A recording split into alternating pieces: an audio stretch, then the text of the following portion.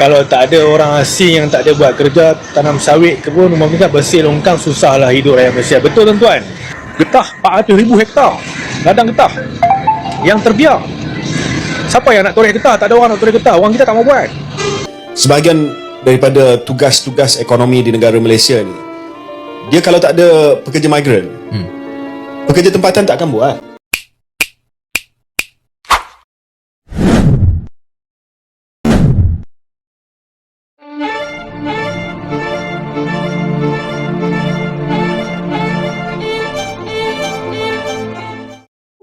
Assalamualaikum warahmatullahi wabarakatuh. Salam sejahtera untuk semua. Sahabat kata per kata.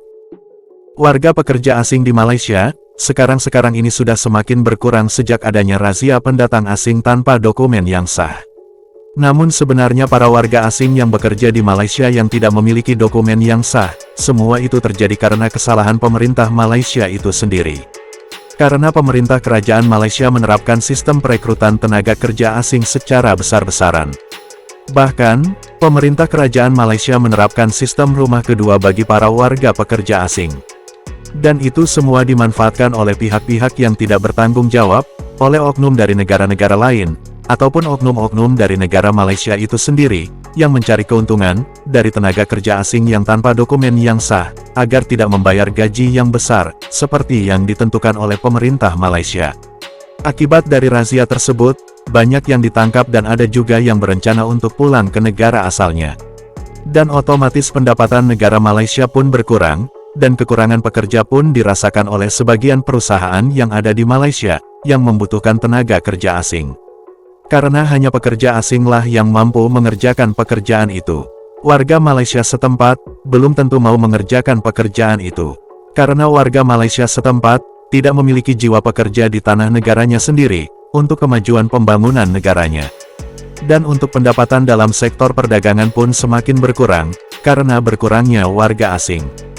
Karena warga asing jugalah yang berkontribusi terhadap penghasilan di sektor-sektor perdagangan, lewat transaksi jual beli suatu barang yang dijualnya, untuk dikonsumsi sehari-hari.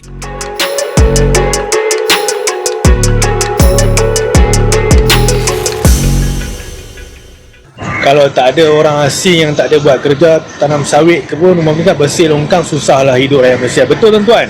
Kadang-kadang kita kena akui sumbangan ekonomi mereka ni, terutamanya dalam sektor 3D, pembinaan, peladangan. Tengok apa berlaku sekarang ni kepada ladang kelapa sawit. 400,000 hektar. Tak ada orang yang nak buat kerja tu. Busuk orang kata apa, buah sawit tu ditandan. Saya tak ingat jumlah berapa hektar tu, tapi ratus-ratus hektar jugalah. Kemudian getah. Getah. Getah 400,000 hektar. Ladang getah yang terbiar. Siapa yang nak toreh getah? Tak ada orang nak toreh getah. Orang kita tak mau buat. Sini buat kerja-kerja yang kerja-kerja 3D lah. Sektor ini diambil oleh orang asing. Jadi kita bukan kata kita nak biarkan berleluasa. Mereka ni pekerja, kita adalah manager, kan? Tapi kalau mereka sampai peringkat orang kata apa, buka orang kata apa, mereka pula jadi tauke, mereka pula orang kata apa, buka kedai runcit, mereka pula jadi bos, itu lain cerita lah. Itu saya pun bimbang. Tapi saya cakap sekarang ni, kita employ mereka dalam sektor yang orang kita tak mau buat. Sebab apa? Kalau ini ada juga kaitan dengan exploitation. Sebab contohnya lah, kalau orang kata apa, upah nak petik buah kelapa sawit tu, kalau bagi dekat orang kita, kalau upah RM100 mungkin dia mau. Tapi kalau RM50, siapa mau kan? Jadi RM50 itu orang asing mau. Sebab mereka tak ada baggage, tak ada tanggungan. Sebab tu mereka akan terima apa saja offer yang diberikan. Jadi ini juga peranan majikan, exploitation. Tapi yang saya tak setuju itu adalah fahaman ataupun hasutan membenci sesuatu golongan itu secara membuta tuli, secara berlebih-lebihan. Itu saya tak setuju, tuan-tuan. Orang yang usahakan tanah tu, yang terbiar tu, mereka ada kerajinan. Kita tak boleh lawan mereka punya kerajinan itu dengan maki hamun, dengan orang kata apa, cacian, kebencian. Kita boleh lawan dengan mereka ialah dengan kerajinan. Kita pun kena rajin macam mereka, baru kita boleh bersaing dengan mereka. Kalau tidak, dia tak akan menyelesaikan masalah.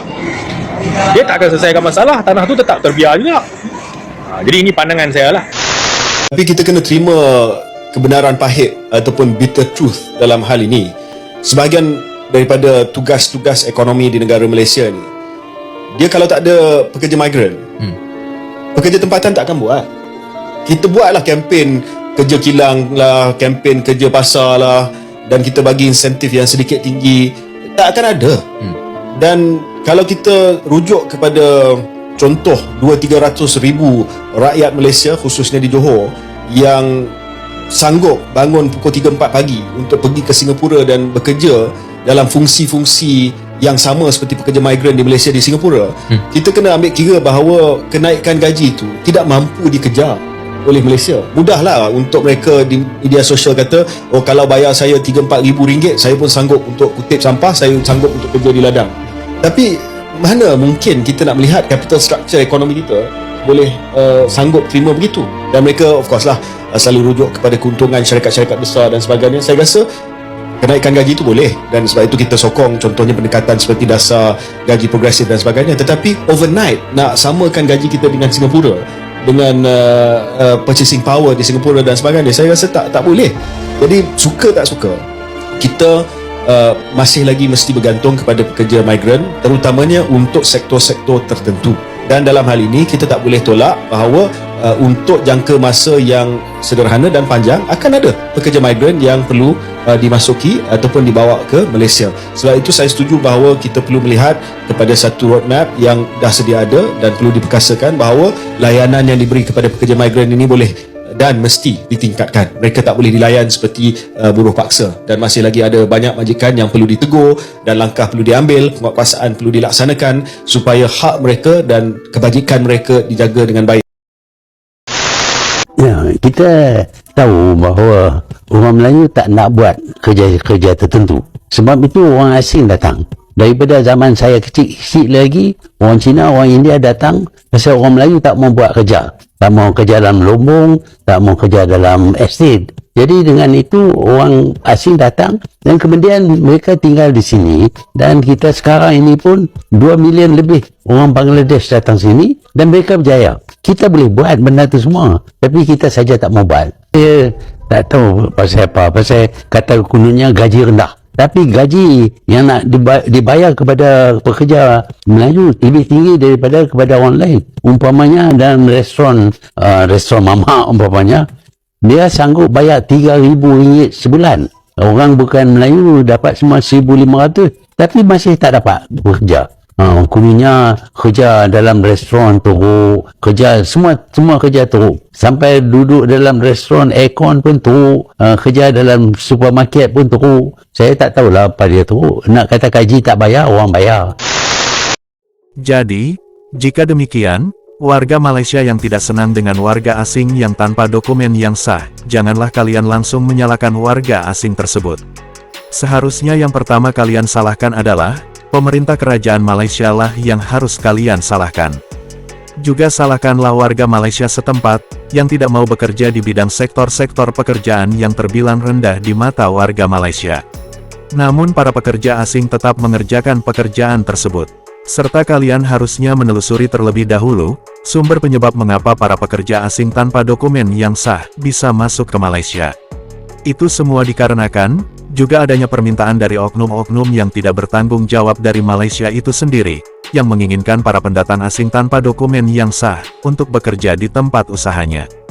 Karena dapat diberi gaji yang kecil, dan dapat menghindari hukum yang ada di negara Malaysia, jika menghukum para pekerja asing yang berbuat kesalahan dalam bekerja.